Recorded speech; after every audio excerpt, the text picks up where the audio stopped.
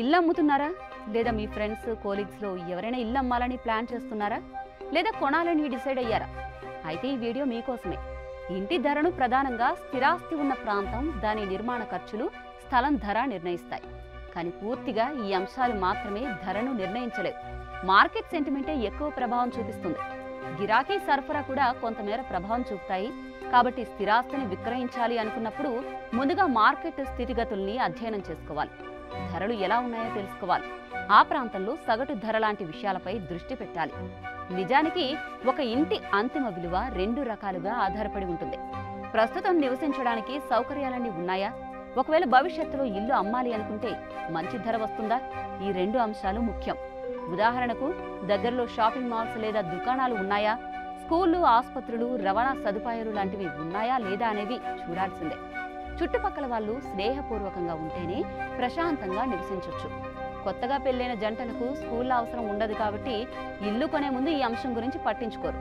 కాకపోతే ఇంటిని అమ్మాలి అనుకున్నప్పుడు మాత్రం ఇదే కీలకం. ఇక ఇల్లు కొనే ప్రతి ఒక్కరూ కూడా తమ సౌకర్యాలనే చూసుకోకూడదు, భవిష్యత్తు అవసరాలను కూడా పరిగణలోకి తీసుకోవాలి.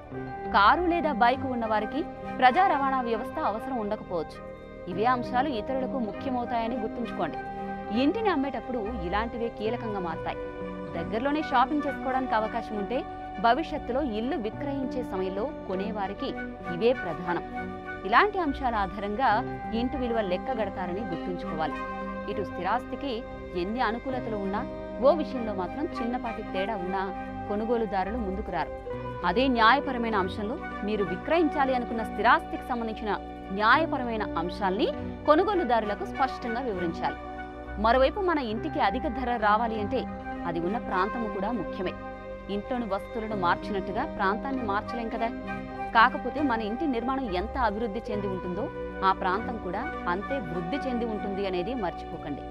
అంటే ఇంట్లోని వస్తువులకే కాదు, ఇంటికి దగ్గరలో పాఠశాలలు, ఆసుపత్రులు, సినిమా థియేటర్లు, షాపింగ్ మాల్స్ ఉండాలన్నమాట. ఇంటికి లిఫ్టు, పార్కింగ్ వంటి వసతులతో పాటు మెయిన్ రోడ్డుకు వెళ్లేందుకు అనువైన రోడ్డు ఉండాలి. ఇక గేటెడ్ కమ్యూనిటీల్లో పిల్లలు, పెద్దలకు ప్రత్యేకంగా పార్కులు, ఆట స్థలాలు, స్విమ్మింగ్ పూల్, జిమ్ లాంటి ఆధునిక సదుపాయాలు కల్పించగానే సరిపోదు. వాటిని పక్కాగా నిర్వహించే సామర్థ్యం ఉండాలి. అప్పుడే ఇంటి విలువ రెట్టింపు అవుతుంది. ప్రతి ఫ్లాట్ యజమానులతో స్నేహపూర్వకంగా మెలగాలి. విద్యుత్, డ్రైనేజీ, తాగునీరు, లిఫ్ట్ వంటి మౌలిక వసతుల నిర్వహణకు ఉద్యోగులు ఉండాలి. అప్పుడే ఆ గృహ సముదాయం బాగుంటుంది. ఇంటి విలువ కేవలం ఫ్లాట్కో పరిమితం కాదు, సౌకర్యాలు నిర్వహణతో కలిపి ఉంటాయనే విషయాన్ని గుర్తుంచుకోవాలి. ఈ మధ్య కాలంలో వైఫై, జనరేటర్, హౌస్ కీపింగ్ లాంటి వస్తువులు ఉంటేనే ధర ఎక్కువ పలుకుతోంది. ఫుల్లీ ఫర్నిచర్, సెమీ ఫర్నిచర్ ఫ్లాట్లకు ఎక్కువే రేట్ వస్తుంది.